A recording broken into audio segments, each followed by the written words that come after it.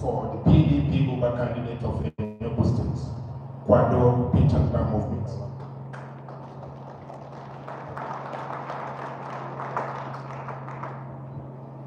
The men beside me are a team of my executive members.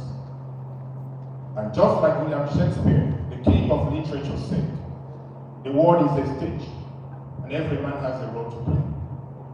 All of us have come together towards making this a success. I want to formally appreciate different youth organizations from Eastern Association of Nigeria, Youth Council, Ohanese, young professionals, religious leaders, socio-cultural and socio-political groups that are here. The fact that Enugu State is the capital of the Southeast, and anything you do in Enugu State represents the interests of Ndibo. And that is why we are gathered here today. To have an engagement with a man I've watched closely, a man I've read so many things about, a man I've interacted with, and I've come to a conclusion that men are born, but men are not born equal with the same destiny. Ladies and gentlemen, Kwado Peter Mbah movement was bettered by Kwado Nkanu movement. If you recall, before the primary election of the People's Democratic Party, there was permutation and counter-permutations of who gets the ticket. Everyone was in suspense.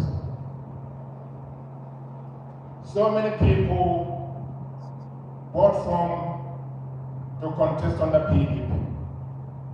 And I received a call from a high quarters. And that person said, what are you doing to propagate the ambition of Nkanu nation? And he said I should coin a thing and a movement and gather some professional youths who are influential in Enugu State. And I did. We went to markets, we went to villages, and we are conversing and telling people it is the turn of Nkanu nation, so that we maintain peace and tranquility in Enugu State. In the long run, one man emerged after several persons were aspirants, and now is a candidate. I want to state a fact which so many people oftentimes have been saying about me. It is not my fault that I've taken a decision to support someone I feel will transform Enugu State. So many people have said that Monday Diamond was given 20 million to campaign for a particular person, and at a certain time is now campaigning for another person. I want to state it categorically that no Nkanu man, no governorship aspirant in Enugu State has given me $1 million. Let it be on the news. I choose to support the person you are seeing here because of what I've seen in him. I choose to support the person you are seeing here because of humility. I choose to support this man because of his track record. And that is why I've gone extra mile with other youths to do this. No man has given me $1 million to campaign for anyone. And I want to tell you that this event we are doing today, I told the campaign council on behalf of KPM executive, and I told the incoming governor by God's grace, I said to him, all I want you to do, show your presence, come and talk with the Nigerians. Don't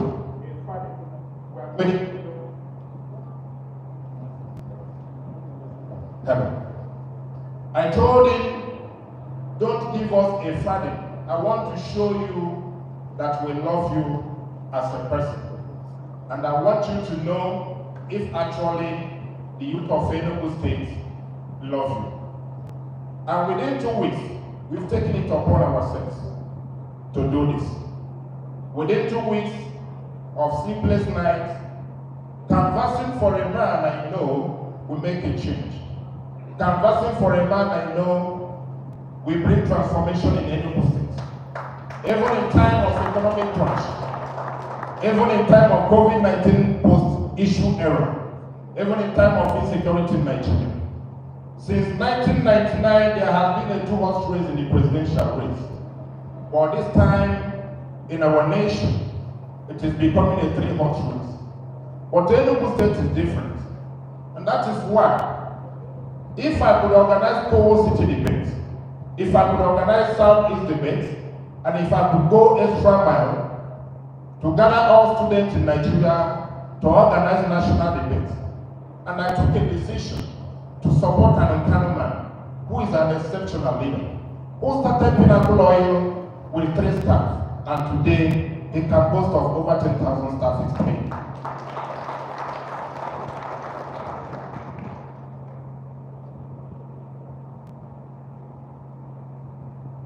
I want to let us know, the Hausa youths that are here, the Yoruba youths that are here, the Igbo youths that are here, ranging from different states of the Southeast, that the only indigenous filling station that is selling pomp fries at par with NNPC is Pinnacle Oil and Gas.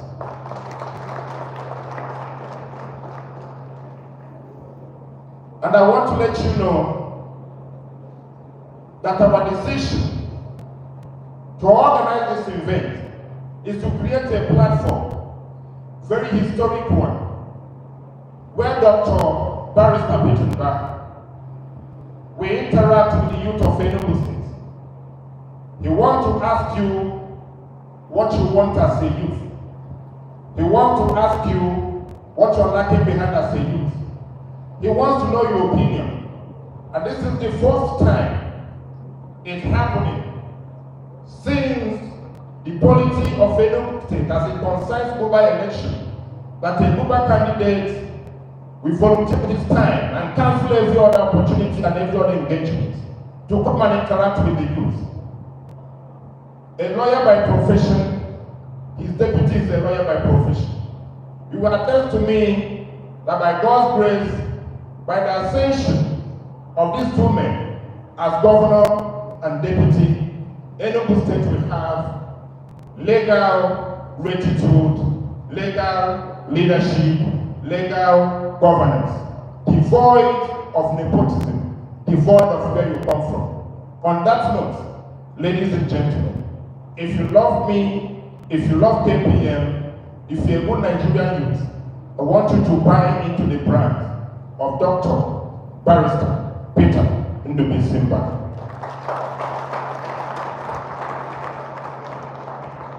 In conclusion, ladies and gentlemen, if I would reject millions of naira from making a presidential candidate the special guest of honor at the national event, I could do anything to support the man I believe is the best. I am from Nkanu land, and I'm a strong Nkanu man. And if I take that decision, it should let you know that this man is the apostle of the task. Ladies and gentlemen, I welcome you all as we set the ball rolling. Thank you for coming, and with a standing ovation, I want you to put your hands together for Dr. Peter Mbah. With a standing ovation. With a standing ovation.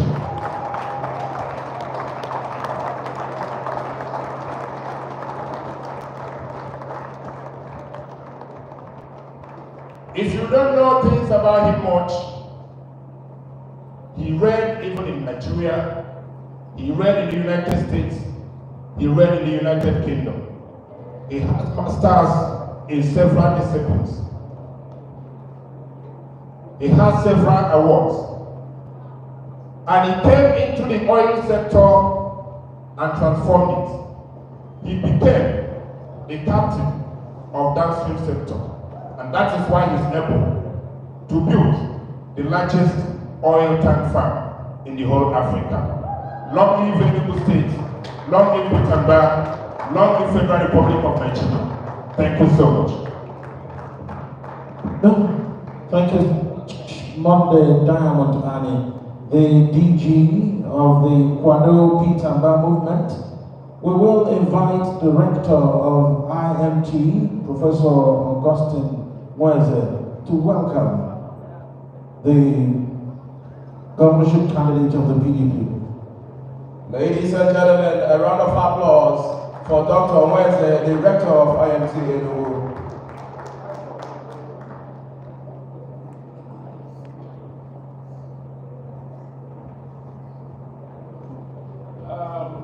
Good afternoon. First of all, we thank God for this afternoon. And so, the particular candidate of Enugu State, Dr. Peter Mbah, is a barrister by profession, is a businessman, is an intellectual, is an industrialist, an employer of labor, and all that. With the deputy barrister, the fight aside of IMT. My assignment is a very simple one, and that is to welcome you and encourage to IMT. And so, on behalf of the Minister of the Polytechnic, who is the governor of the state, Right Honorable Dr.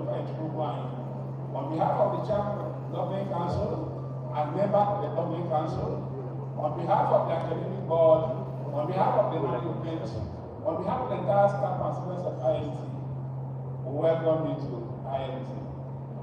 I must start by apologizing that the organizer did not really carry us along. They had this hall didn't have enough for us because they did not inform our students, neither did they inform the staff. You'll be surprised to hear it was only this morning that I was informed that it was confirmed that you are going to be here live, as same with the chairman of council. If they had carried us along, maybe 2-3 days notice, here we have enough for the number of students we have and for the staff of IMT we have. So please bear with us. It's outside our control. Be that as it may, we can assure you that as far as IMT is concerned, not just IMT, I'm talking about IMT staff, IMT students, talking about our parents, talking about our friends, talking about our relations, all our friends and home. We don't have any other party except PDP. I said it before, and I want to repeat it here on the floor of IMT, that by the grace of God, we have been the next governor of Enugu State is already given. I'm a mathematician. And when something must happen, you say it's already given. What we call assumptions in mathematics. So by the grace of God, you being the next governor of Enugu State is already given. All we are talking about is the passage of time and it comes to fruition by the grace of God, I say. And so I want to assure you that none of us in IMT, 100%, no vote will miss. All of them will go to IMT, go to PDP. We have already educated our staff and students how to vote. You don't vote horizontally. After voting, you fold vertically so that it doesn't go to the another box. That's the best way to fold. The ballot paper. We have educated them.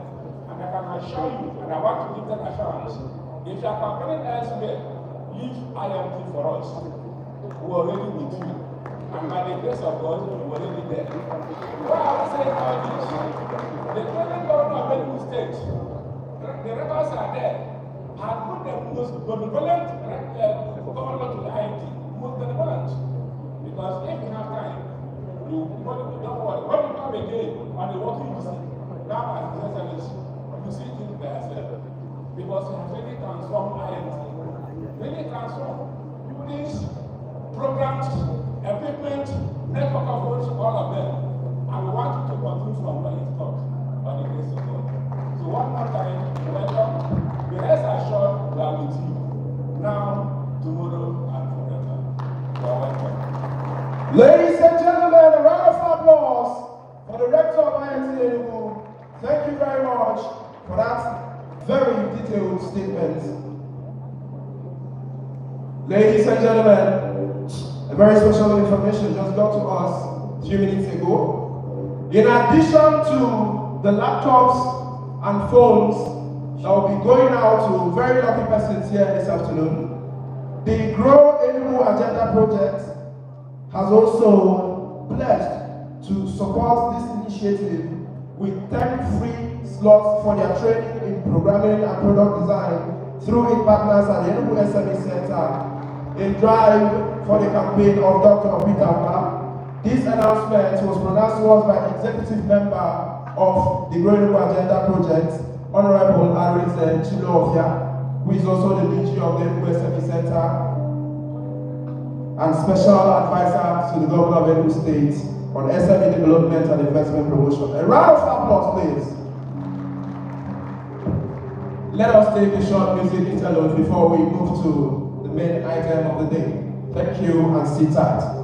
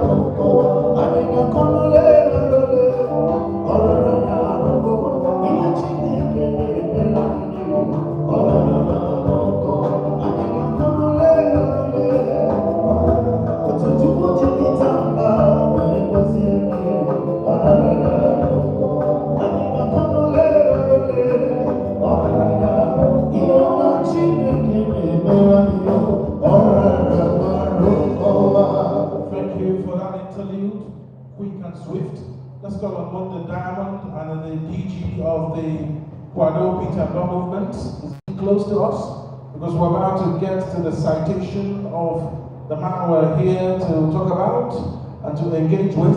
We have to invite the person who will read that citation, Chikamso Chiboeze. She is a nursing science student from UNED. Is she here? Please come forward. Come and tell us about the man, Peter Mbah.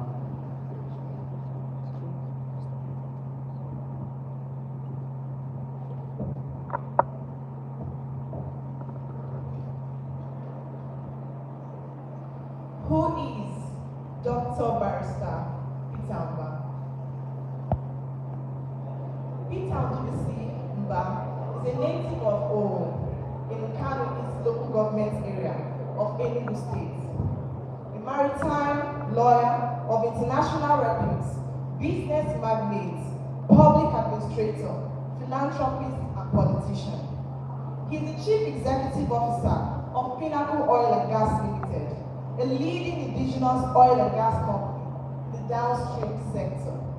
He holds a Bachelor of Laws, LLB, honors degree from the University of East London, UEL, where he acquitted himself brilliantly as a first-class organizer of men, a leader, and an intellectual. As a comrade, between 1998 and 1999, he was the president of the University Students' Law Society, member, Student Representative Council, 1999 to 2000, and member of the School Law Board between 1999 and 2000. He distinguished himself as a former student leader with a team and stronger following known as Peterites. As a believer in continuous improvement, he attended the Nigerian Law School and was called to the Nigerian Bar as a barrister and solicitor of the Supreme Court of Nigeria.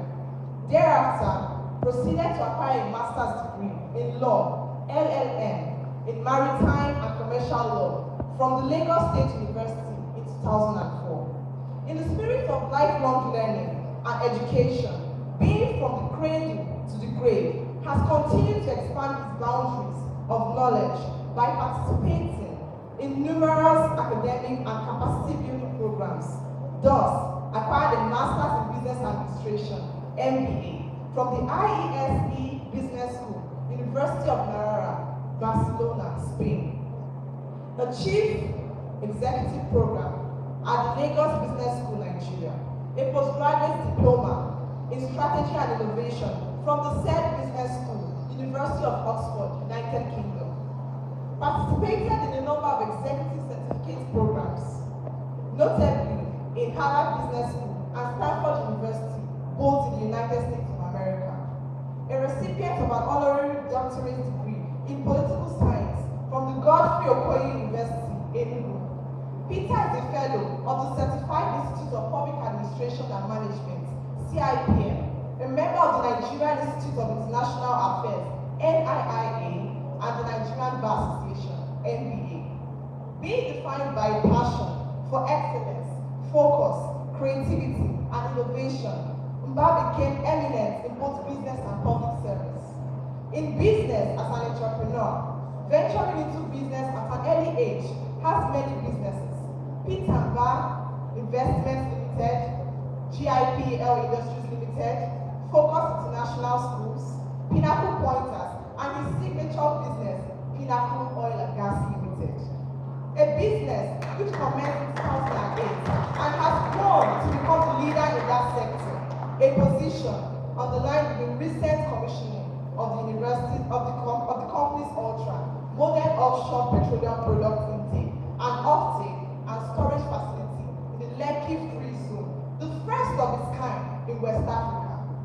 A $1 billion project of multiple offshore moorings and a 1 million meter cube of petroleum storage, and is already changing the face of the Nigerian downstream oil and gas industry by eliminating numerous inefficiencies in the current product import processes. In public service, he has contributed immensely to Enugu State. He served as Chief of Staff to His Excellency Senator Dr. Chimaroke Kamani as Governor of Enugu State. Also served as Commissioner for Finance in the capacity of which he headed many agencies under the same government. The Newswatch magazine at the time, in its edition of July 3rd, 2006, identified him as one of the top 10 commissioners of finance in Nigeria.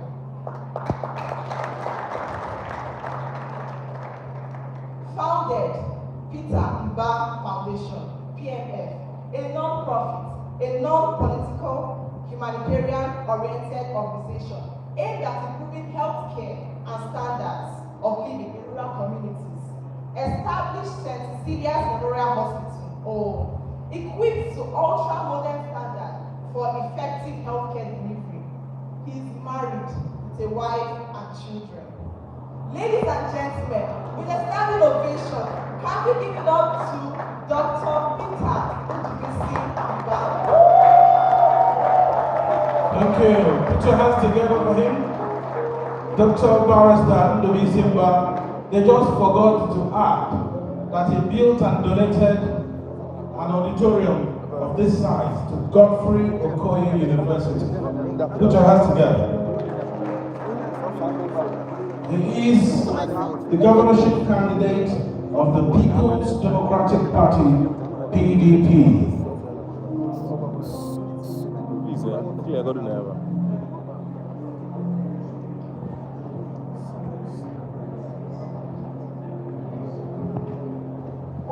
Thank you.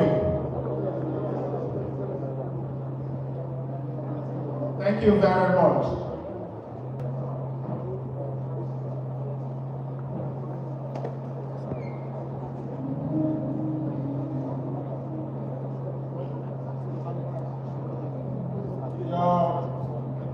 Your Excellency, the incoming Deputy Governor of Enugu State, Barrister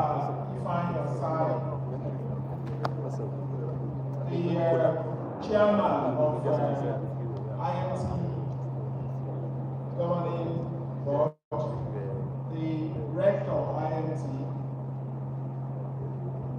distinguished ladies and gentlemen of the press. I think that in engaging in the philosophy of a tomorrow, one narrative that can succinctly paint the canvas of what tomorrow is. It's a narrative of each and every one of you that is gathered here today. So the notion or the concept of tomorrow is here, or indeed tomorrow, is not about me. It's all about you. You are the heroes of tomorrow. You are the tomorrow that is here, literally speaking. So the question for us this afternoon will be, how do we build something that can serve the tomorrow people? In my opinion, I think there will be two parts to it. One part would have a lot to do with the can-do spirit, and that is going to come from you. And then the other part, of course, would come from us that are seeking to serve you.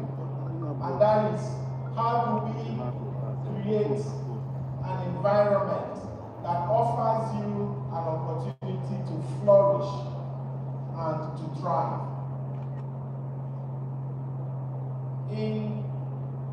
I'm soon going to lend this floor to you to ask questions, because I think this is your show, and I want to make this as interactive as possible. I want you to interrogate me on my manifested dream of Enugu State. That manifested dream that I shared with Enugu, which equal to the amplified notion of the can-do spirit. I want you to ask questions on how we intend to disrupt the existing into achieving, again, an optimal best government in Enugu State. I believe that in the process of doing that, my hope, or what I intend to do, is to rouse you up, provoke your thoughts, and let's see how our imaginations can converge, how our imaginations can meet each other. And that, of course, would include in ensuring that we have a unified ways and means of achieving our Enugu dream. And what we may do is perhaps to ensure the elasticity of that imagination. We have to ensure that the elasticity is limitless. So what tomorrow is here represents, it's a compelling vision of innate quest of the human spirit, a borderlessness to reach a determined mind of what we want as human beings. So perhaps for us to start to unpack this philosophy of tomorrow is here, I want to ask a handful of you questions on what tomorrow do you want? What does your ideal tomorrow mean? What does it mean for you? What is that tomorrow you want to wake up 4 years from now? You want to wake up to? So the floor is open, and as I said, this is an event about you talking to me about the tomorrow you want. We already have a hand over there. Who has a microphone? We have several hands. engaging as possible. Let me hear from you what tomorrow you want, and so that we can begin to unpack this philosophy of tomorrow is here. Good afternoon. So, tomorrow, my name is Philip speaking of Papitek. I'm the director of Metro Spain. I'm currently doing a law degree in UNEC. The tomorrow I am actually expecting is a tomorrow where government parastatals will be managed by people of merit, people who have actually built themselves to handle these ministries and will not depend on who knows who. I mean, the leaders in this ministry will be people who are sound, who have developed themselves in that area and could be able to make impact that will actually bring societal growth and not be man people are connected. So that is the tomorrow I'm expecting, where someone who doesn't know anyone could make application for be able to get that they have capacity to do the work without knowing anybody. That is the tomorrow I'm expecting. Thank you. Please, you have to keep your points short and to the point. There are many people here. If we let you, let's give to a lady. Please.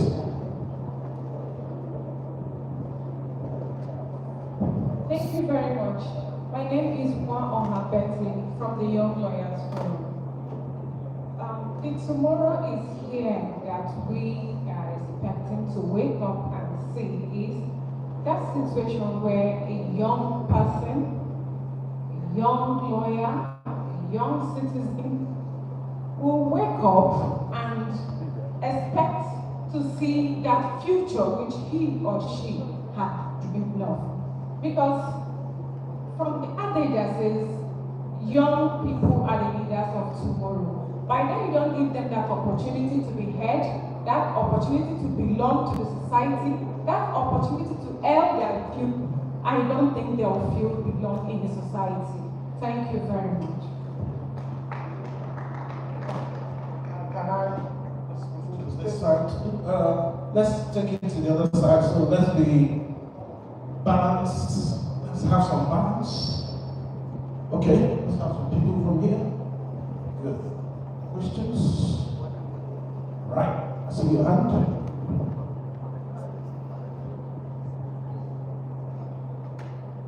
My name is Lucy. I'm a student of Enugu State University of Science and Technology. I'm a student of Enugu State University of Science and Technology. My option of a dream that anyone who has spent a lot of time with you should be aware of the issue of running tap water. I think that is one of the dreams many indigenous citizens of Enugu needs an answer to.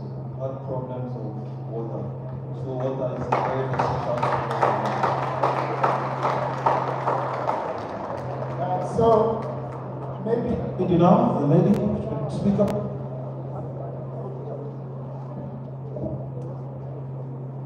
Good day, everyone. I'm a final year student of Nursing Department, University of Nigeria, Enugu campus. Actually, I'm not from Enugu, but when I schooled here, I discovered that Enugu has a problem of management of waste, of which I believe that tomorrow everyone will have that an opportunity, or whereby the government will provide a means whereby the waste in Enugu will be properly managed and utilized. Let's move to the middle of the auditorium. We'll try to keep it as balanced as possible. Okay. My name is Miracle Obengugu. I'm a student of National Open University of Nigeria, Enugu Study Center, a final year student of mass communication. My question is that what are your goals on how you can create youth through skill acquisitions? what are your goals in order to create youth empowerment through skills acquisitions? Because all of us will not have the opportunity to go to school. Why will some have the opportunity? I want your government to help rural areas. Thank you. Okay, he will respond to the questions asked. All right? So, I don't know if anyone else is experienced what I have just experienced here. What I have asked you to do is to stretch your imaginations and tell me your ideal state of things. I know you may have some fear. You may tell me about your worst fear. You may also tell me about your pain points. And I am aware they exist, but we were going to get there. What I had wanted us to begin with was just the ideals. What constitutes an ideal environment? What's that dream? What's that state you wish you find yourself? Okay, we'll get to the problems. Let's first of all be clear as to what our ideals are. Okay, so that when we have established what those ideals are, then we can begin to talk about the obstacles. For now, I'm imagining that if politics, if environment, if economy, if law, if all these external factors are no obstacles, what state do we want to find ourselves? It is that ideal that I wanted us to explore first. Then we can begin to talk about how to, first of all, identify the obstacles, and then, of course, find solutions to crack those obstacles. So, should we proceed in that order? I've taken the questions on the pain points, and I'll come back to them. But if somebody has something to say to me about his ideal state, if you go to bed and you want to stretch your imagination, you want to be somewhere, you want to interrogate that vision. So you want to say to yourself, that innate vision, that compelling image, assuming it's, you have a borderless reach of what you want to do, where you want to be, what is that state going to be? That's what I'd like to hear. And then, of course, I've taken notice of all that you say about your pain points. We would come back to them. But let me hear those who have an ideal image of that future they want to step into. Can we take questions on that? His Excellency, my name is Ugwogo Kingsley Onyeka. I'm a student of the University of Nigeria, Enugu campus, Faculty of Business Administration, Business Management. Now, I want to wake up tomorrow in an Enugu where that man from Igbo-Etiti, that man from Nkano, that man from Udi can stand up and proudly beat his chest and say, "God, I'm from Enugu." Because I am sure the state takes care of me. I am sure the state loves me. I'm sure the state knows what I need and I'm able to do it. I would love to be in an Enugu state tomorrow where everybody who is proudly an Enugu indigene, where everybody who is proudly from Enugu state would be able to say confidently that I am going to school and if I come out, I am sure what I need to do is here. I would love to wake up finally in an Enugu state where honor of Nabumani, where people are not afraid of their neighbor. Now they say Roman poison, now they make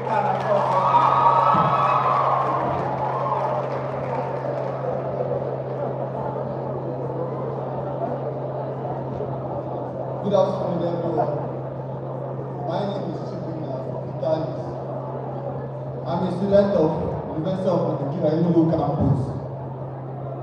So when you talk about a queen, it is when you visualize and see things at the best place for you. My dream as a citizen of Nigeria is to grow up in a country where education takes to the masses free of charge in terms of technology, health facilities, basic amenities like power supply, water most importantly. Then looking forward to when you talk about technology, how you get to build up the youth because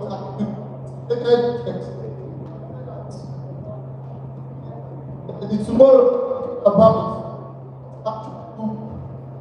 so your interest.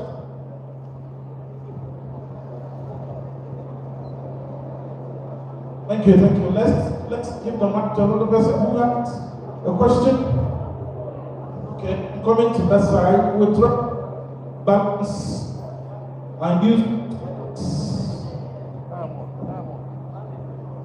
Good day, my name is Ron Precious from INT Public Administration. According to what the president said, you are asking us what we feel or how we see tomorrow in the nearest future.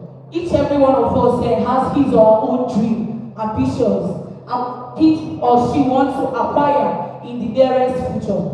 Towards my own opinion, my own dream and what I want to acquire in the nearest future, I want my education to be valued anywhere I stand. I also want to be identified with my handwork, not by an individual.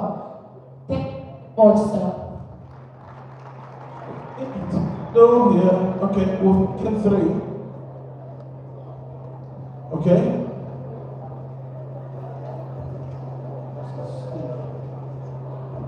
Okay, let's hear you. Please, my name is Mr. Sampson. There's something I will, for us to integrate in tomorrow is here. One thing that is crippling the youth is the cost of data. When people say go into tech, farm tech businesses, but the cost of buying data is disturbing us. If it is possible to make data free in Enugu, companies will come into Enugu. We will take Lagos down to Enugu. We will see companies like Facebook, Twitter coming down to Enugu, and there will be employment for the youth. If we can just make data free. I have a tech company called you are spending in data. If we can just only make data free, companies will come on their own. They will to be everywhere. Okay, listen as His Excellency responds. We will take more questions later. Just let him respond to the ones already submitted. So I think one item that is recurrent in all that we have said here is job. And then of course we talked about skills, making sure that you are also skillfully equipped. As you graduate, you are able to get access to good job, and that you also have the relevant skills to be able to do the job. And that's a very beautiful tomorrow to conceive.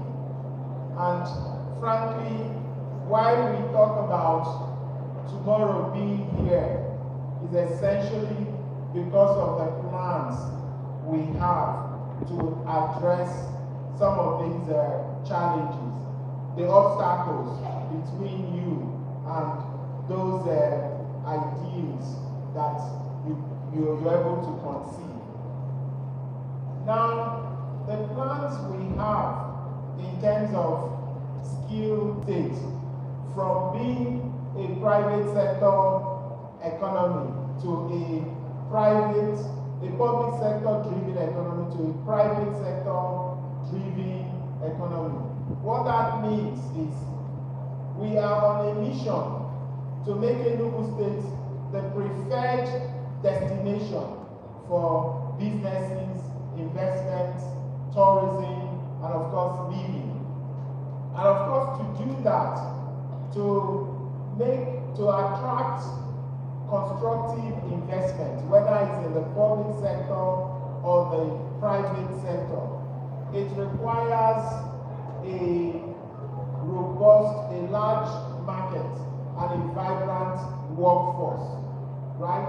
And then of course, as you know, for us to get private sector to invest here, as I keep saying, private sector is not Father Christmas.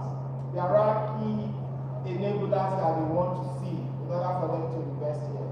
So we're going to come to those details, but I want to, push further because we're going to get to the operating process of how we're going to address the obstacles we have between our ideals and where we are today.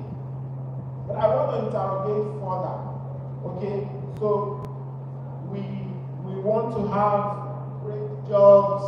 We want to have a very lovely and friendly environment. We want to have, if it's possible, free education. Somebody talked about technology.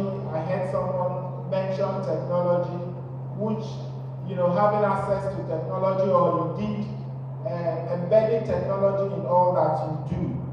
Then we have someone who raised the issue of value of education and hard work.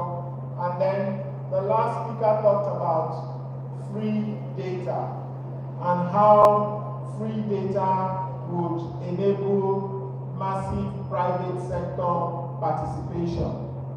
Again, in dealing with some of these things, and maybe I should address them as we go on so that we don't get into a rabbit hole. The issue of data, for example, we've proposed to build a data center here in Enugu, a tier 4 hyperscale data center, which is going to be cloud neutral. Again, part of what we recognize is that the world is rapidly migrating to digital economy, and that our young ones must have the digital mindset, the digital behavior, and the digital competencies to play in that digital space, right? And for us to do that, I know we can begin to raise these obstacles like the access to data. Even some would also add access to even the basic things as PCs may be a challenge. Now, it is that future that I want to take you to, that place where I believe you belong. That future where, as I said, the world is migrating rapidly to. The future which holds robotics, artificial intelligence, virtual reality, augmented reality. That is the future, and that's the mindset that we want to provoke your thoughts so that our imaginations of this emerging future can converge.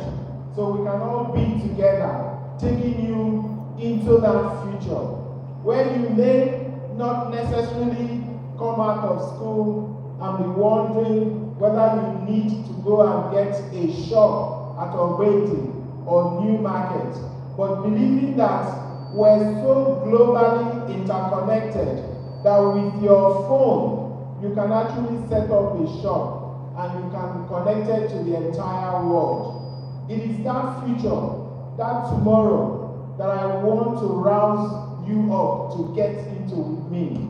And so I'm beginning to already get some feelings that you are with me in that regard, because we will be talking about it a lot, because I know that one of the things that would also come up very soon is the skills you need to play in that space, okay?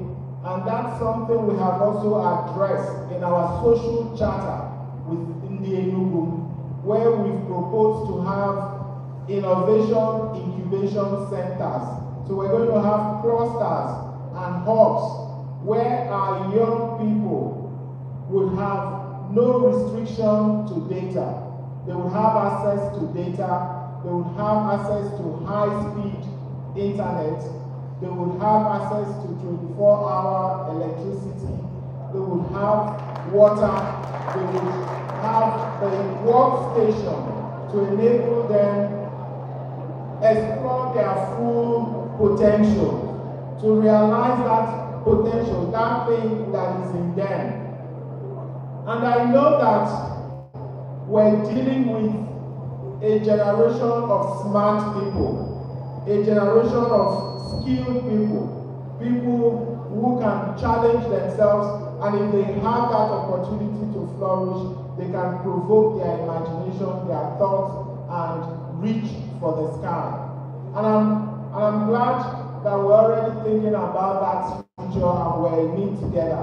I'm going to, of course, again, hear from some of you, maybe somebody with another ideas, because we seem to be talking about future and we've talked a lot about technology. But there may be other things that we do here which we can also market to the world that is beyond technology. It could be our culture, it could be our fashion, it could be, our trade. There are other things we do as a people that we can also do what? Market to the globe. So let me hear from more people. There is somebody has been, we have some people here in the front that have been raising their hands. We can move the mic to them, please. Good afternoon, everyone. Sir, this isn't just, okay. Now, my name is Okwoti Ifedi, and obviously I'm a copper with IMT. Now, what I'm about to say isn't just a dream. Sir, you're a father, you're a youth. I believe you would want Enugu to be a place your children would be proud of. We are your children. So we don't just want jobs in Enugu State where, as a graduate, you're paid 20,000 at the end of the month after all your suffering. We want to be fully compensated. The cost of living, the standard of living is too costly. How can you be paid 20,000 after in school? It doesn't work that way, sir, please. We want adequate compensation. Aside from that, the housing policy in Enugu, our landlords, nobody is calling them to order.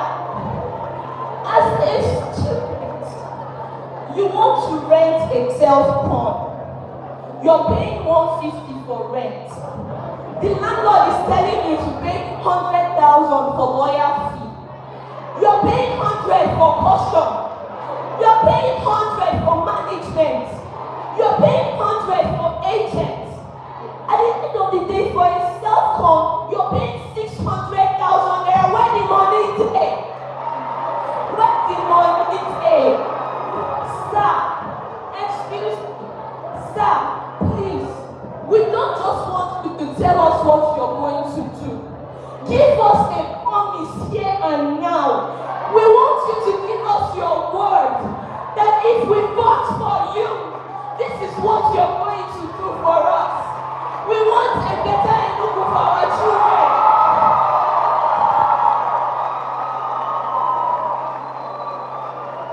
All right.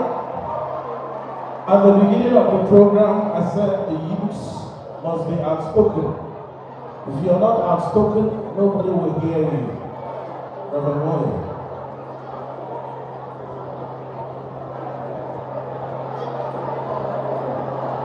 Hello.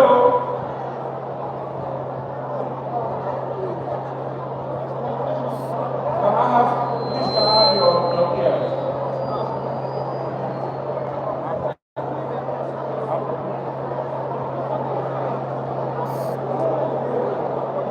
One house, please.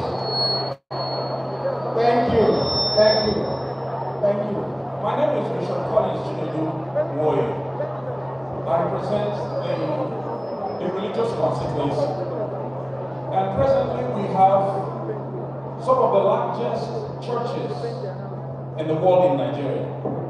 And it tells a very interesting story. We have very many people that are attending churches, but who are not asking the right questions. And because the youths are getting frustrated with the teachings in the church that cannot be practicalized, they are now running to alternate religion.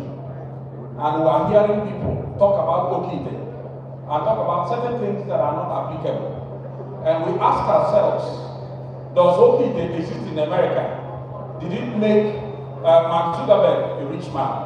I want to put it very clear to you, sir. The tomorrow is here ideology that you have been bringing to us, for some of us adults that are following you. We want to see how you can bring the knowledge economy by contemporary commercialization of science and academic scholarship. Because presently in Nigeria, all that you'll be hearing people talk about is the pain points. And the reason why we have these pain points is because Nigeria is still running an agrarian economy, but not yet an industrialized economy. And even in the industrialized economy, they have moved further from industry, where they invest in machines, to start investing in people. So we want to know, so that we in the religious business, in the religious economy, can now tell the people that the tomorrow that we're talking about is a tomorrow where the young person does not have to be a son of a senator, but just by having an intellectual capacity, they can become as rich as Mark Zuckerberg. Thank you, sir.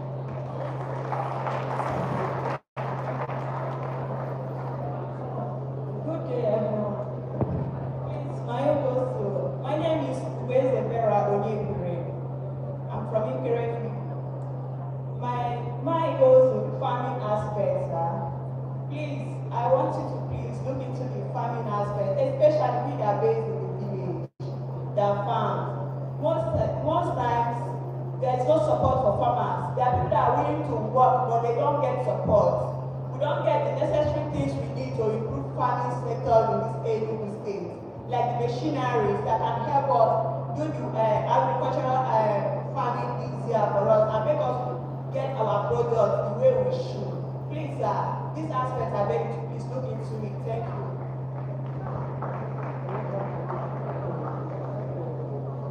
Your Excellency, thank you for this opportunity to interact with you physically.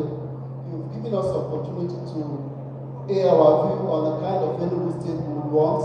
My name is Ugo Ferdinand Nkweze, a legal practitioner and the chairman of Nigerian Bar Association in Nsukka, the coordinating chairman, Forum of Bar Chairmen in Enugu State. My question relates to my field of practice, precisely the criminal justice system, sir. Sir, you would agree with me that in Enugu State, we have an environment where not just the citizens and residents of Enugu State hope to live cordially and under properly secured environment. Enugu State being the home, the capital home of the old Eastern Strait. Sir, there's a big concern concerning the criminal justice system.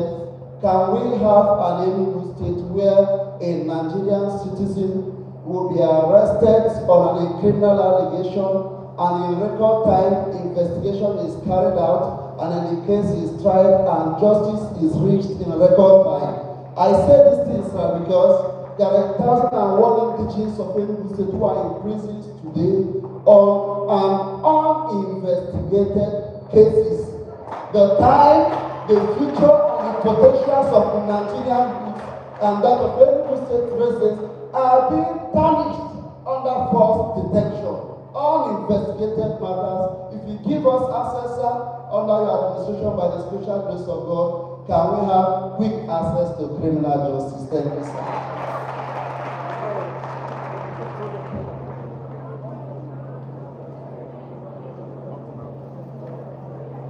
Good morning, sir. My name is Amos Benga. I graduated from this institution 2009. And by the special grace of God, when I got my admission into this place, I had option of both ASUS and IMT. One thing that made me to come to this place was that somebody said, if you talk of integrity, go to IMT. And of a truth, when I came to IMT, you must be the one to write your exam. Nobody writes your exam for you in IMT. But the only thing that I almost regretted back then was that we have dilapidated stories and all manner of school lecture halls that are bad. But today, by the special grace of God, going back and comparing to them, the government of today has really tried for INT, which everybody is testifying to that. But this question, hold on. In terms of structure, hold on. But in terms of structure, because the government has built many schools for INT. Listen to me, hold on, let me finish. The government has built many classrooms for INT, which I have witnessed them. Sir, will the government also continue to support education in schools, or will we go back to the same stories again? Thank you, sir. Please, I have to plead with all of you. This event is for the youth. Please. So please. Greatest Nigerian student, evacuation Baba, Kulu Kulu. Please, we have refreshment for you. So sit down, ask your questions. It's all about Mbah and the Nigerian youth, because tomorrow is here. Thank you.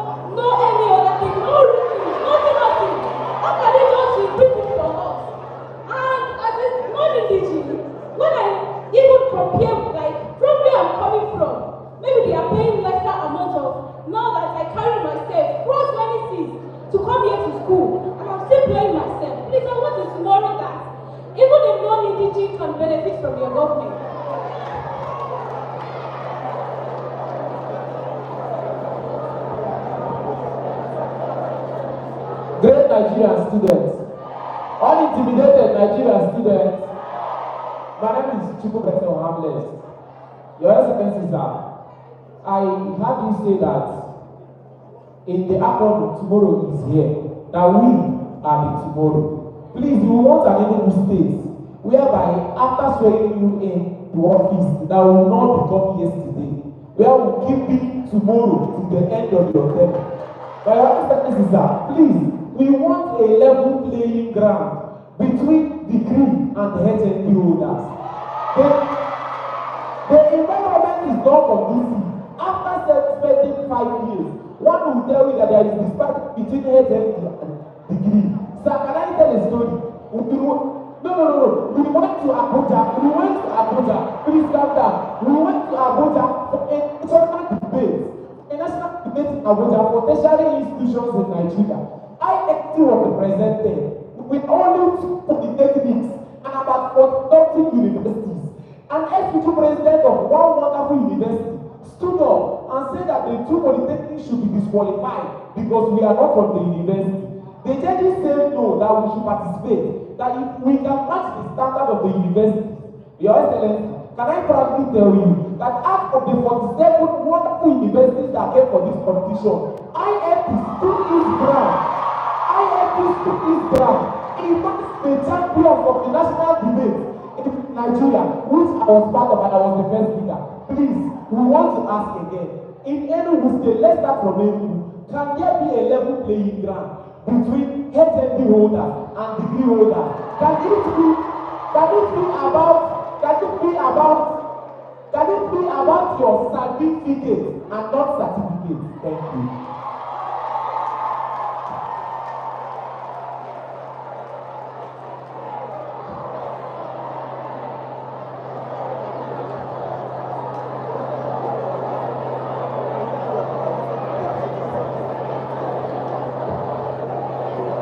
Thank you, ladies and gentlemen.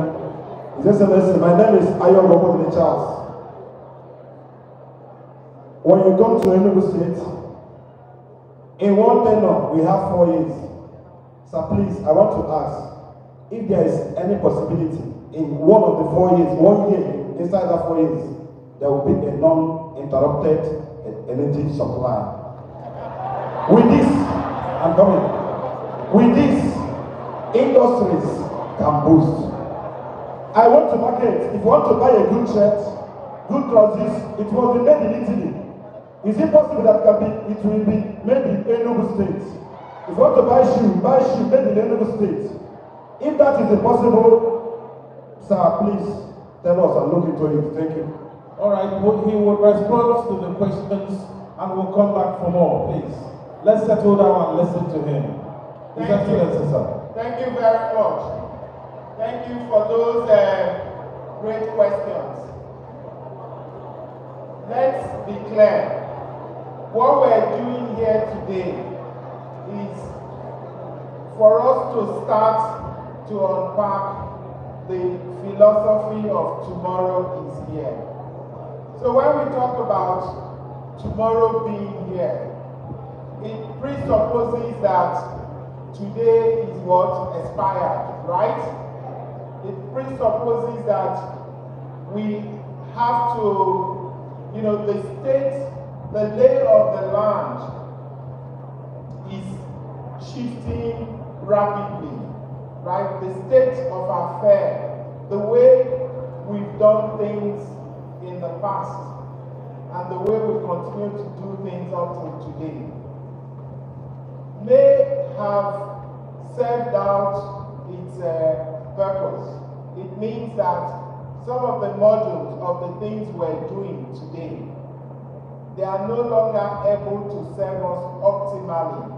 So if we're talking about a great tomorrow, we're talking about the things that are happening in that emerging future, the emerging tomorrow. So we have to begin to talk about how do we get ourselves ready to be able to embrace that tomorrow. My job, as by the grace of God and through your massive support, elected as your next governor, my job would be to take you to where you belong, that future that you deserve, where you should be, without these obstacles that you have outlined.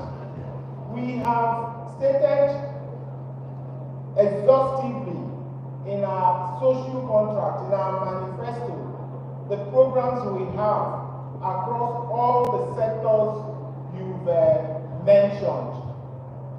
Now, I agree that, and some of the things you would also notice that our aim is to actually transform our young people from being job seekers to wealth creators. And that has to happen if the environment is provided. So, and our job is to ensure that we provide you with that environment that gives you the opportunity to flourish, to explore your maximum potentials. Okay? So part of what we're doing here today is to make sure that we understand that we, for example, in our education sector, where we talked about a cut-off point, we refer to early child education, where we get our young people at age 4 and pour into them all the skills that they need to be able to thrive tomorrow. And then we also said for our young adults, we know that the future that they are stepping into requires certain skill sets. Our job would be to make sure we provide them the opportunity to acquire those skills, to learn, and to be able to.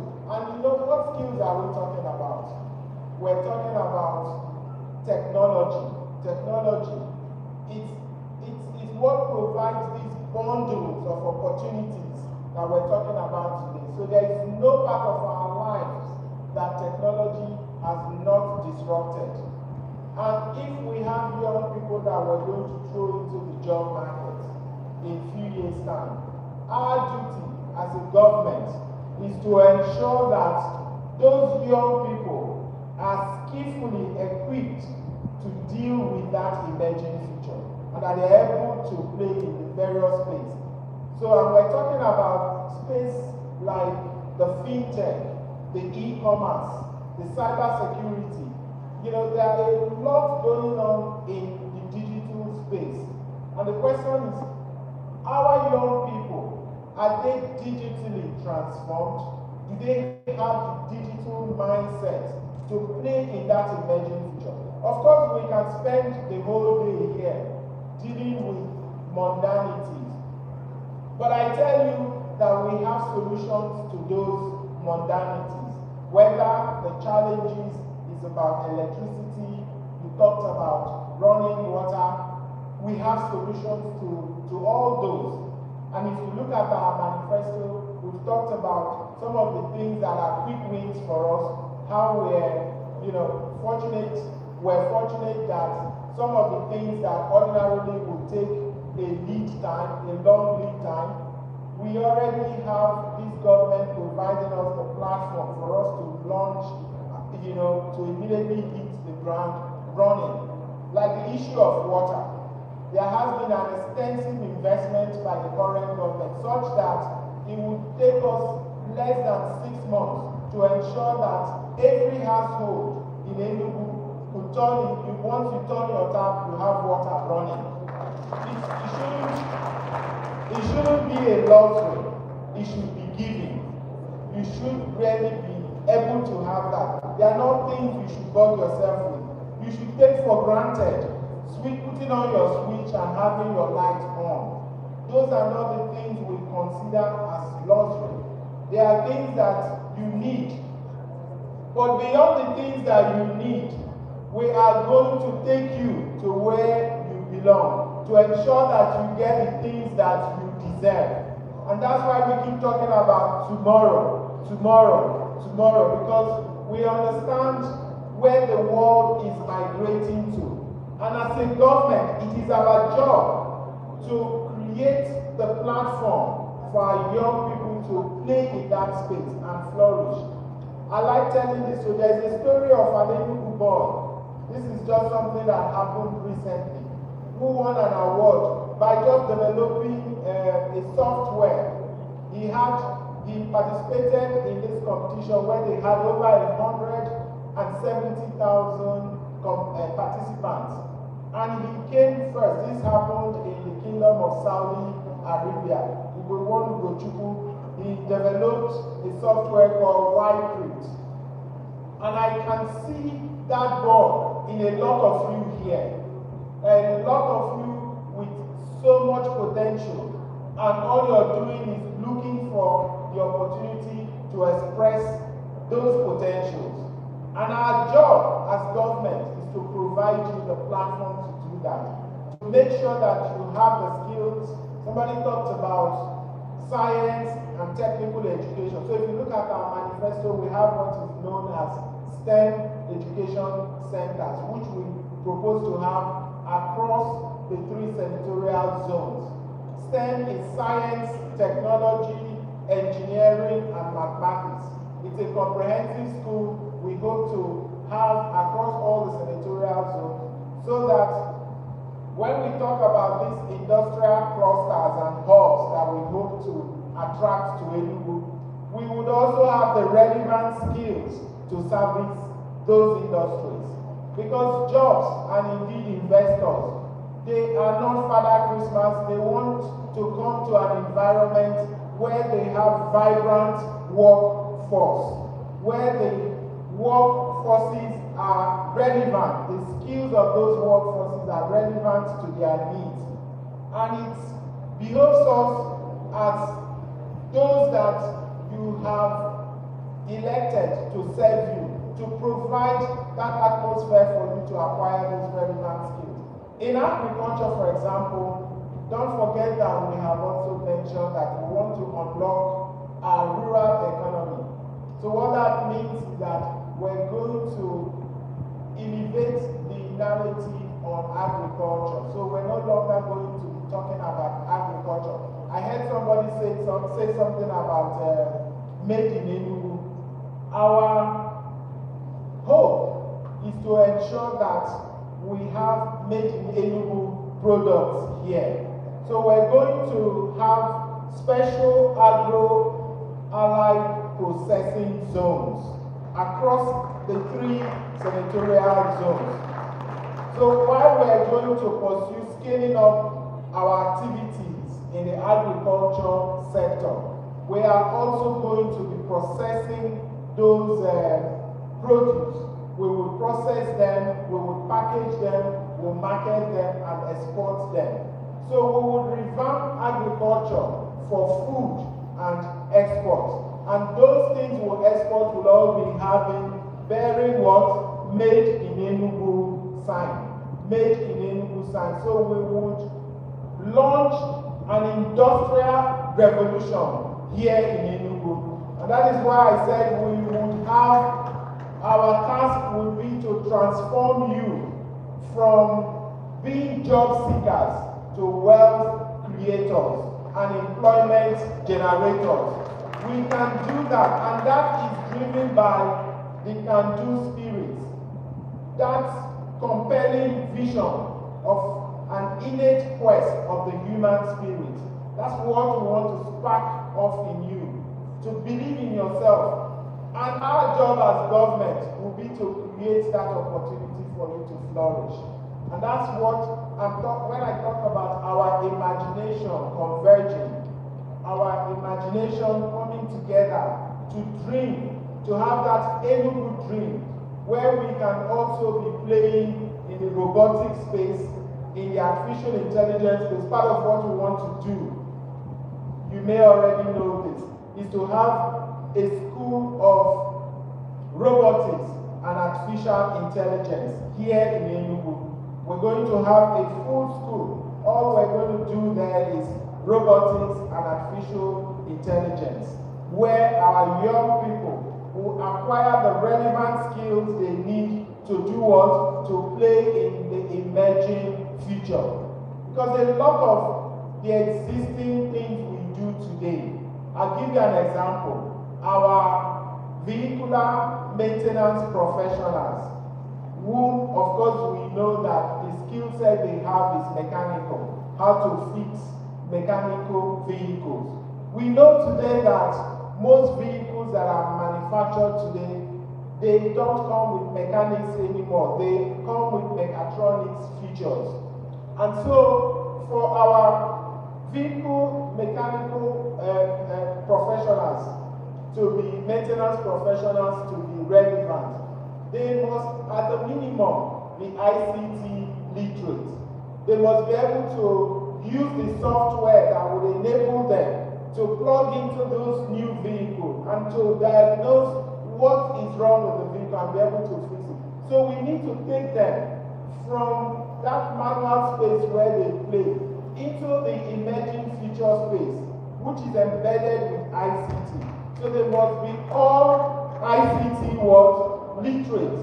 And then again, for our young minds, those who want to go into trade, who want to do business, we do understand that the way the world is interconnected today, we do not necessarily have to have a shop in our waiting or new market in order for us to trade. We can, with the device we're holding in our hand, be able to trade with the world. So it is recognizing that we have moved away. You know, some of the things we inherited from our parents are no longer relevant today. So our job is to take you people to that future where you should be, where you belong. And we do not want our youth to be left behind. We recognize that there are major advantages because there is today a global hunt for talent, and it is in the demographics that we have here. So for us, that's a great opportunity. What we need to do is to compete with our, advantage position, which is our young people. So we must equip you with those relevant skills. I think that there was also a question on criminal justice. Of course, the young lady that talked about full compensation. This is something that we must review because the truth is that we must make sure that our people are fairly and adequately compensated across board. And one of the interesting things about growing a private sector economy is that private sector economy is open to competition. So once you have the relevant skills, your value would approximate market value. If you don't get offered that market value, someone at your competition will, be faster than you. So that's essentially what we want to do in Enugu, to build a private sector economy. Government is really not the, when it comes to employer of labor, we shouldn't have an economy where government is largely the employers of labor. That's not what is obtainable in modern world. We should be able to create an environment where private sectors can come in, invest.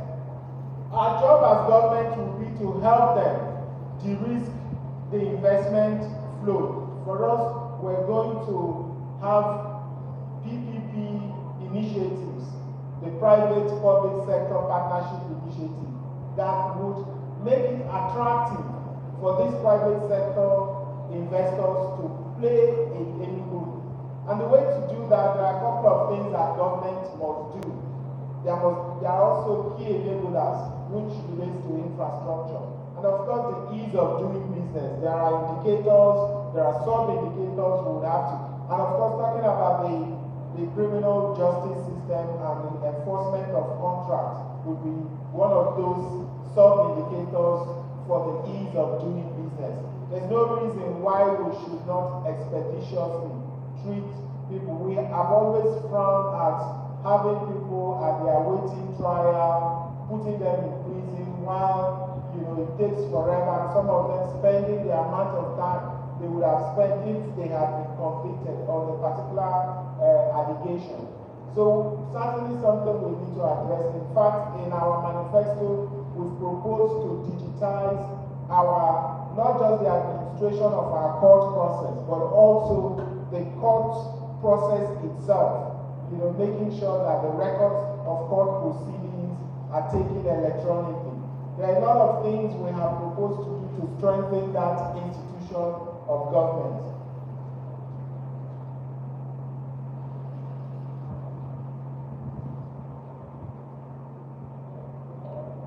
So I think that we'll probably take another round of questions about the Enugu of our dream, and then we'll wrap it up with basically talking about, what we propose to do to crack those obstacles, what is standing between us and that Enugu of our dream. Thank you.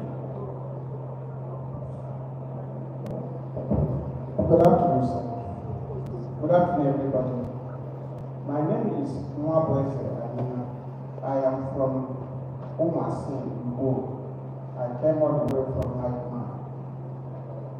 Like you can see, it is not too easy for people like us to come all the way from Nightman.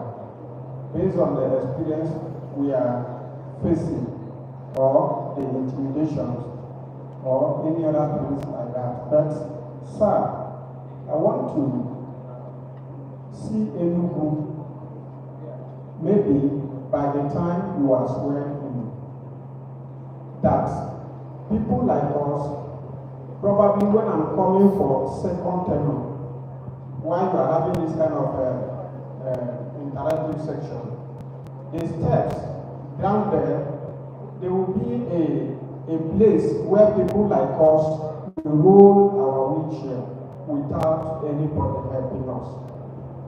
That is the kind of Enugu I dreamed of. The Enugu I dreamed of is the kind I want you that people like us will probably apply for a job and there will be no intimidation. Sir, I want you to know or to feel with me that there are so many things that are happening to us that is not happening to ordinary persons. My coming to here alone is a very sad experience.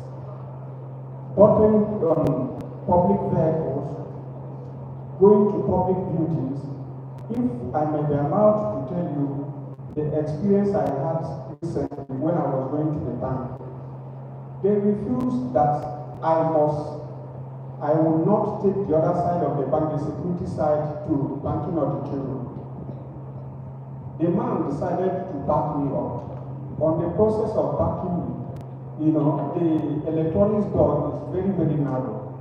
Squeezing my leg, this other leg, so that both of us will enter.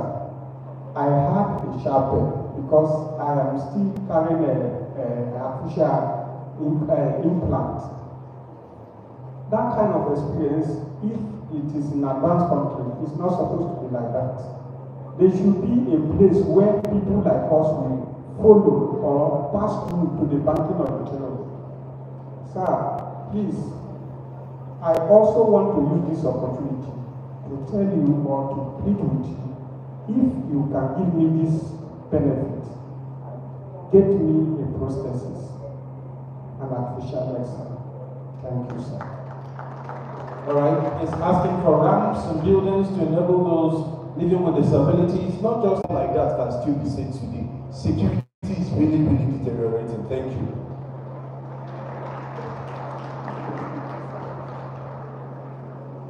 Caller boy is here and he has a question.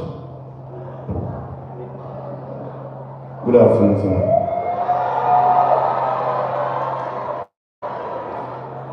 My name is Modochino Victor, and I'm a product of Enugu State and IMT, of course. Sir, you made mention of something, said everybody has been talking about job opportunities and otherwise. So you wanted us to talk about something that will be exported internationally. And I think one of them is talent. We have a whole lot of talented youths here, a whole lot of them. And the entertainment industry currently is one of the most thriving industries in the country. Talk of Afrobeat. It's one of the things that's making Nigerians proud generally. So I want to know how your administration is going to support and encourage entertainment as a whole. Thank you very much. Thank you. Let's move it around. Your Excellency, distinguished ladies and gentlemen, permit me to start on the protocol. My name is Comrade Honorable Abakar Muhammad, the coordinator of Hausa community in Enugu State. Your Excellency, as a youth week in Enugu State, we have been participating, moving up and down, telling our people that you are a good man. Your Excellency, I would like to call upon everyone in this place. If you win the election, come 2023, what is the benefit of our youth in Enugu State? Your Excellency, we are discussing about our people, both the leaders and the area and the community and the youth. Your Excellency, Dr. Barrister Peter Mbah, as I can see, you are a man of honor, integrity with dignity. Your Excellency, in the history of Enugu State, wherever someone is running for election, you must hear people insulting him there and there. But Your Excellency, I have not heard from you. Wherever I stand, I call about your name, people have been telling me good things about you. So Your Excellency, I thank Almighty Allah for him bringing you to this power, and inshallah, you will become the best governor in the Southeast. My question here is that once we win the election, what is the benefit of Arewa youth in Enugu State?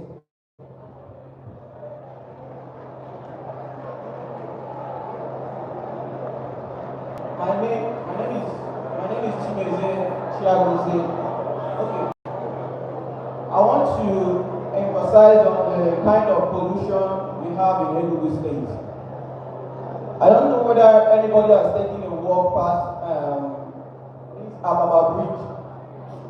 You can see the kind of pollution that happens there every now and then.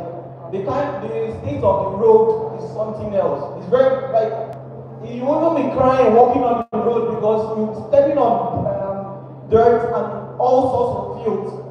Then the air we are breathing, you see cars that are meant to be parked and like thrown away on the road, releasing very toxic gases into the air, killing lungs of people, that even people with asthma, receiving very deadly gases from all those deadly cars that are supposed to be damaged and disposed of. Then I want to also talk about the agricultural sector. Imagine investing in oil, like palm oil. If you create a sector, if you give a room for agriculture, for land, if you give a land for palm trees to be planted, then create an industry that will process oil. In the next 2-3 years, Enugu State will become one of the biggest oil producing and exporting states, and making Enugu a very good place to come and invest. Thank you. Thank you. All right, thank you so much. His Excellency, good afternoon, sir. My name is Joseph Okunlechukwu from the prestigious Institute of Management and Technology, IMT, in Enugu. Sir, before now, sir, we used to know a particular trend in Nigeria and Enugu State in particular, whereby we are used as youth, we used to get to know our leaders during electionary period. So it has become a trend whereby during the electionary period, that's when we have the opportunity to conversate, to dissect issues with our incoming governors or presidents. But sir, let me still reflect back a little bit on what you said, the Enugu we envisioned. So personally, I want to say to you, sir, that I envision Enugu State that is run by effective administration, not SUV administration. So we have known today that today we have seen you in person. But sir, the Enugu State that we anticipate and we desire is not the Enugu State that we see only on SUVs when you have plenary won election. So we are anticipating an Enugu state that will be run with effective monitoring of implementations of your policies. Because today, sir, policies will be made, issues will be discussed, but sir, we are having the challenge of implementation. Sir, please, can you help us to please monitor the implementations of your policies? You have talked so much about water, you have talked so much about so many things, but sir, please, I want to beg you.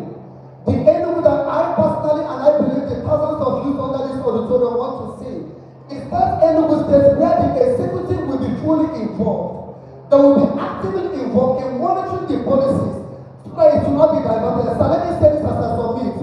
Please, that today we are all having this money issue in Nigeria. Why? Because the monitoring of these policies has failed absolutely.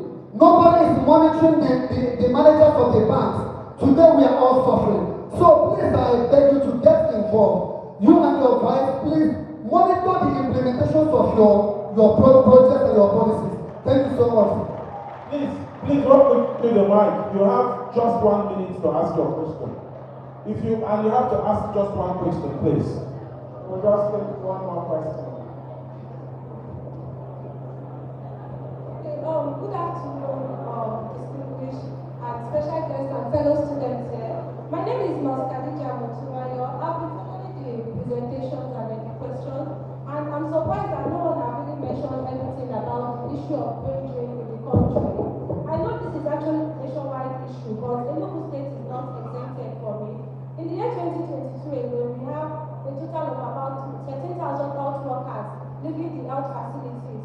If you go to most of our hospitals, Parkland, UNCH, and other teaching hospitals, even the health centers, the health workers there are overworked because those that are supposed to be helping, they've left the country, they left the state for greener pasture. So I'd like to ask you, sir, what long-term strategies and then short-term strategies do you have for us in combating this issue of brain drain? Thank you.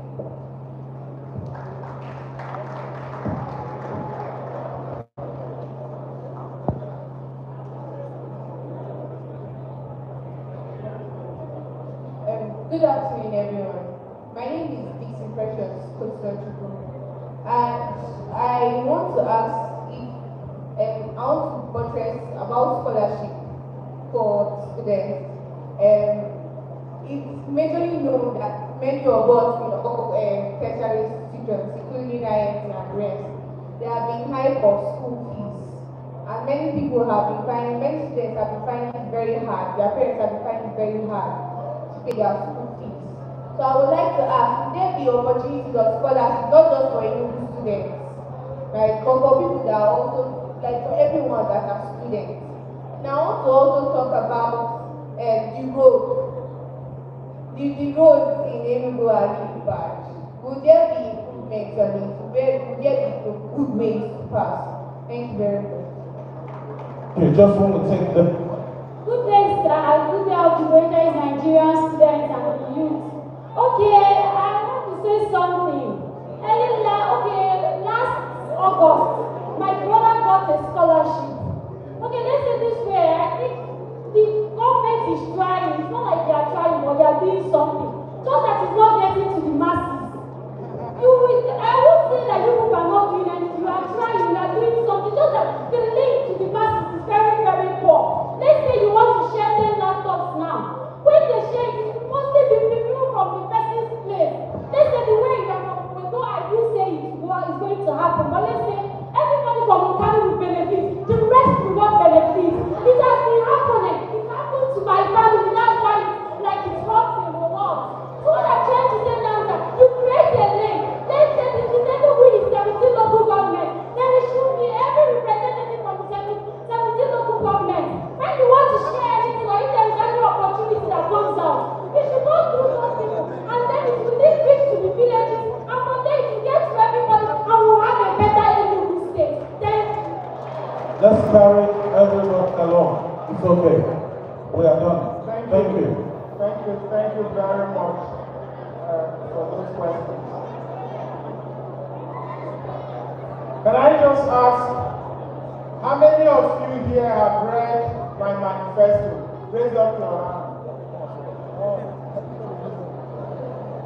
Okay, so I see why some of these questions came up. Because a lot of the questions that you've raised here, we've addressed them adequately in our manifesto. But I would attempt to address them here again too. Now the first question from the persons living with disability. We have in our manifesto, we propose that we have the National Disability Act, which has not yet been domesticated in Enugu. We said that one of the first things we're going to do is to domesticate the National Disability Act. We're going to have the act that has already been passed by the National Assembly. We will, through the instrument of law, make it also a law in Enugu State. What that does is it simply makes it mandatory for all the things that raised in those concerns that you pointed out. It would be mandatory for public buildings to have ramps. It would be mandatory for us when we design our transportation system that those living with disabilities are considered. There are also access to learning and training that are designed under that act for persons living with disabilities. So it becomes mandatory for us as government to provide that. There is also the provision of universal health coverage for people living with disability under the act. So the first thing to do is to domesticate that act and make it a law in Enugu State. And all these benefits will flow. We're going to I've also taken notice of your request. I've asked my assistant to see you so we can provide you with the process.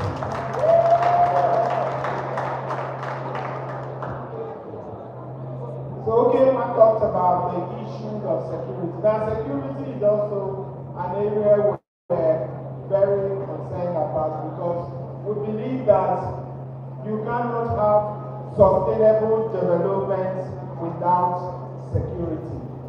And you cannot have security without sustainable development. So they are both mutually reinforcing.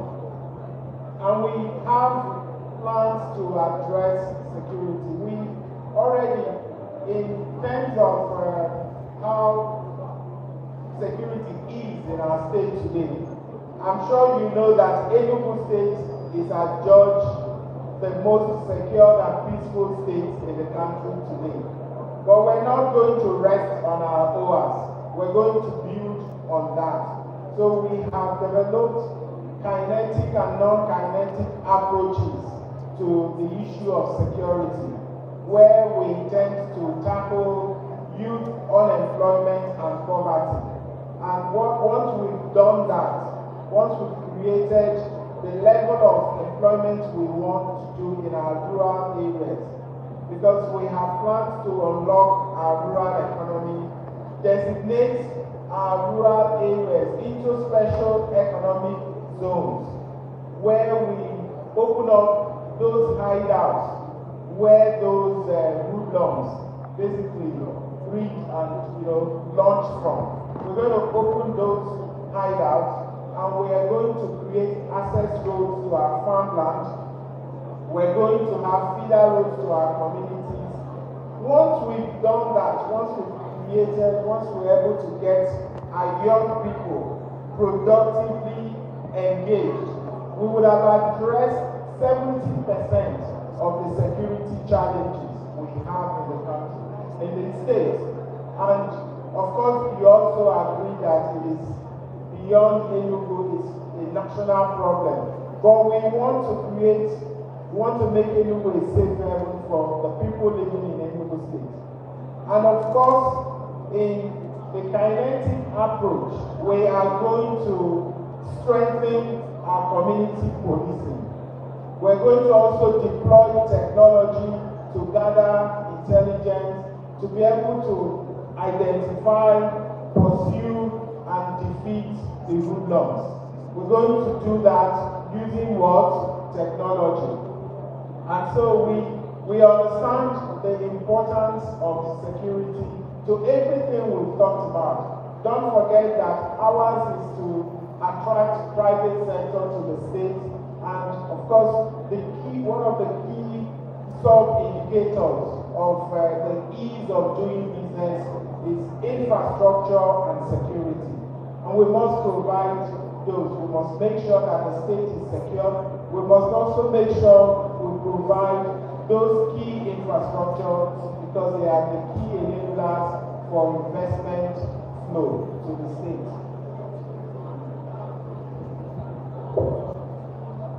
So there is a question on the entertainment industry. So we have, obviously we talked about how we can build, we talked about how we can play in the emerging future, get into the technology space, build skills, but I also made mention about our culture, how we can export it. And I'm glad that you pointed out entertainment. That is something we're doing very well in. And it's an ecosystem that we must develop.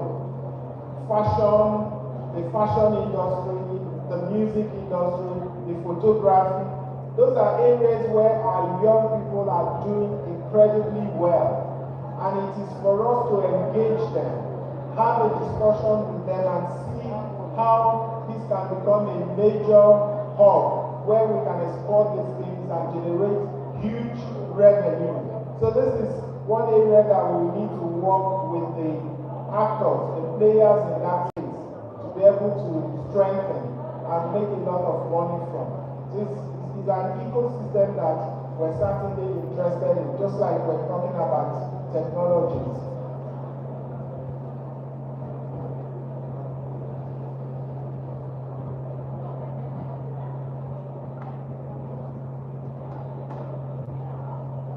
Enugu State, the beauty of Enugu State is that Enugu is a historical city. So Enugu is one city where, as a non-indigenous, we do not have that concept of non-indigenous.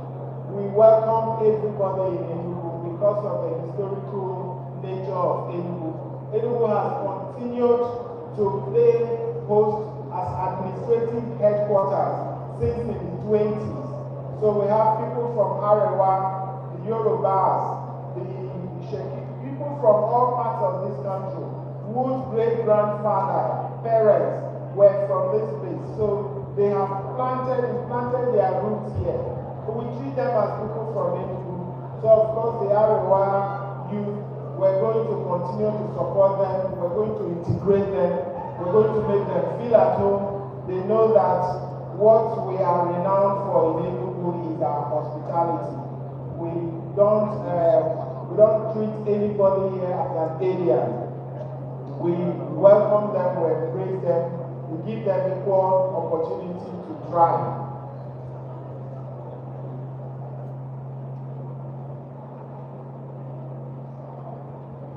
And then the questions on environmental degradation, how we arrest that, we also again, and that was why I asked the number of you that have read the manifesto.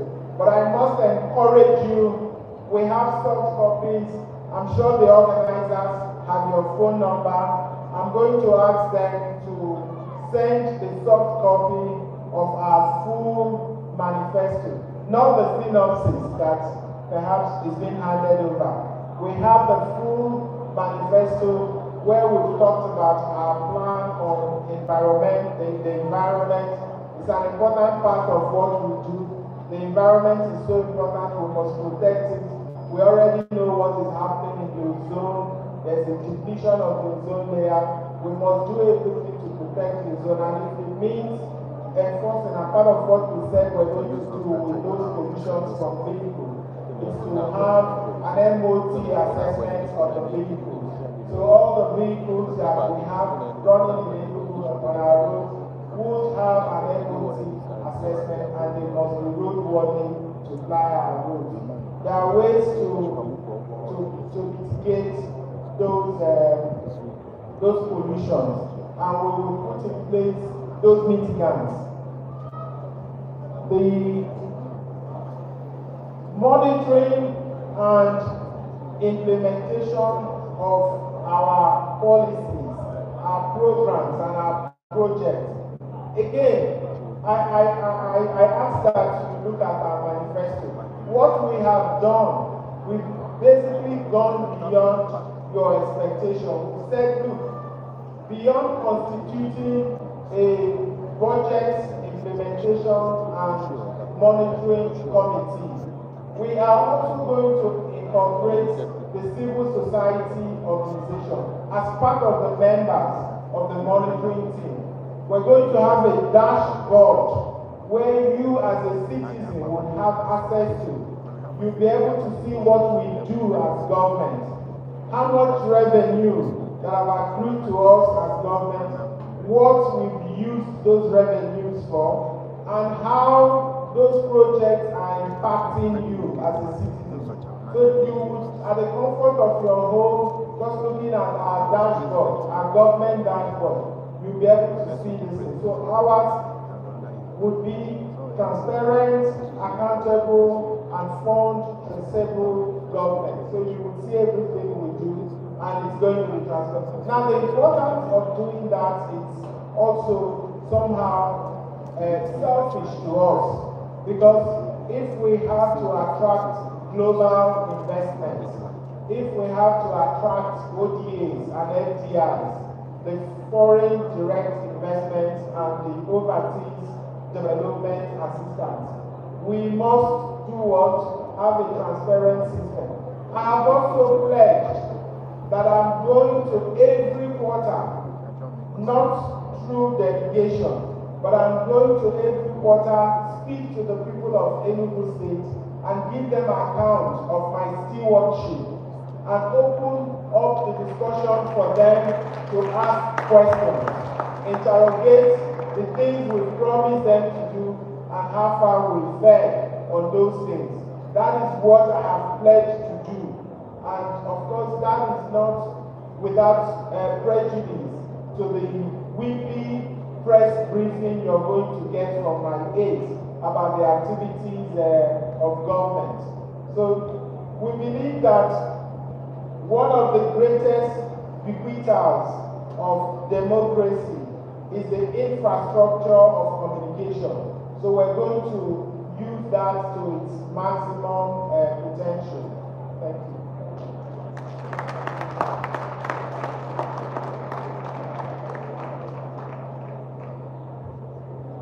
The questions around political justice, scholarship, and of course the brain drain. You should actually call it what it is. I think it's the Japa syndrome and the Japa movement. It's a global thing. It's not just happening here in Nigeria or in Enugu. It's something that I had mentioned earlier, the global hunt for talent. What we did say and propose to Enugu is that we're going to create a system where actually those people migrating, rather migrate to Europe with their harsh weather and environment, they will be finding their way to this place, Enugu, because of the environment we're going to create here. We're going to attract the best brain, we're going to attract the best hands here in Enugu with the system and the environment we hope to create. We think that we have no reason to deliver an Enugu that is as beautiful as any city in the world, whether it's London, whether it's Dubai, whether it's anywhere you can imagine, any city of your dream. The Enugu we're proposing to bequeath to you is the Enugu that you will all be very proud to live in, and your kids also be proud to live in. And I think on that note, I want to tell you that I have not come here to play politics, because this is about your future. And we cannot afford to politicize your future, right? Everything that I'm committing to here, there are things that I am sincere about. My antecedents, my track records lend themselves to whatever I'm saying to you here. I talked earlier on about the can-do spirit, how I expect to spark off in you that can-do spirit. And it is that can-do spirit of an Enugu born, an Enugu person, that led me to go to Lagos, starting from basically a 0 point in an industry where you already have the big players, but getting into that industry at a later stage where the industry was fully mature and displacing those big players, those incumbents, and becoming the number one in that industry. It's not a mean feat. It would, of course, we had naysayers, we had doubters, we have critics, people who never gave us a chance, who treated dismissively when we said that we're going to play a lead role in that industry. We were hardly given any opportunity. How could you, a late entrant, coming into a space that is mature, that has established companies, how could you then become a leader in that industry? I'm telling you, with just 15 years of operation, we started off operation in 2008 in a one-bedroom studio apartment with 3 staff. Today, we have thousands of staff, and we are today number 1 in the industry. Okay? So what leads to that is the can-do spirit. And that is what I want to challenge you. I want to invite you to stretch your imagination. Imagine this future, this Enugu of our dream, where we can take you to that place where you belong. Take where the world is migrating to today. Our young people must never be left behind, and we will not let that happen, not under our watch. So I ask you to join me on this our journey of greatness, this our journey of development, and this our journey of growth. And I want you, in a few days' time, in less than 20 days' time, we are going to be needing to secure your mandate to be able to discharge this obligation that our discussion here, and we have also pledged to discharge for Enugu. So what I'd like you to do is for us to come out in our numbers, and in a few days' time, speak in one resounding voice at the elections and vote PDP and vote me as your next governor. And tomorrow will indeed be here with us. And you are going to be the heroes of that tomorrow. Thank you very much. Ladies and gentlemen, we rise to celebrate the gubernatorial candidate of the Big Democratic Party in Enugu State, Dr. Mbah. Thank you so much for your time, for dedicating and listening to the questions of the youth, answering them one by one. Thank you so much, sir. Thank you.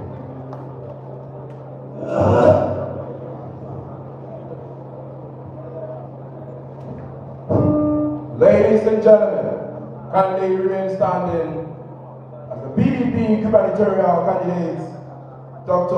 Mbah, takes his seat. A round of applause once more. That was a highly engaged interaction. Happy. Tomorrow is, thank you very much. Right about now, we will take a special number for Dr. Peter Mbah to be delivered by Able C Band. A minute for the special number dedicated to Dr. Peter Mbah, the PDP gubernatorial candidate of Enugu State. Thank you. His Excellency, the incoming governor of Enugu State by God's grace. We must tell you, you are a great man. By standing here for all this while, God bless you. I just have a jingle I did for you. I just want to mind it for you, sir. Thank you. Can you roll?